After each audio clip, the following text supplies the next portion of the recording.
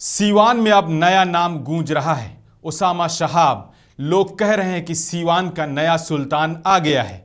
बता दें कि रघुनाथपुर सीट से उसामा शहाब ने कड़े मुकाबले में एनडीए उम्मीदवार विकास सिंह को हरा दिया है। ये जीत सिर्फ एक चुनावी जीत नहीं, ये सीवान की राजनीति में बड़ा संदेश है। इस जीत के पीछे 3 बड़ी वजहें बताई जा रही हैं। उसामा के पिता शहाबुद्दीन का सीवान में असर आज भी जमीनी स्तर पर मौजूद है।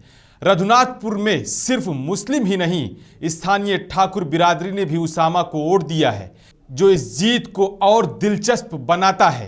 तेजस्वी यादव ने उसामा को पूरी ताकत से सपोर्ट किया, जिससे मुकाबला सीधे एनडीए बनाम आरजेडी हो गया। बताते चले कि सीट पर उसामा को हराने के लिए योगी आदित्यनाथ, गृह मंत्री अमित शाह और प्रधानमंत्री मोदी तक ने रैलियां की। उसामा को उसामा बिन लादेन से जोड़ दिया, लेकिन नतीजा उल्टा निकला। सीवान ने उसामा को जिता दिया है।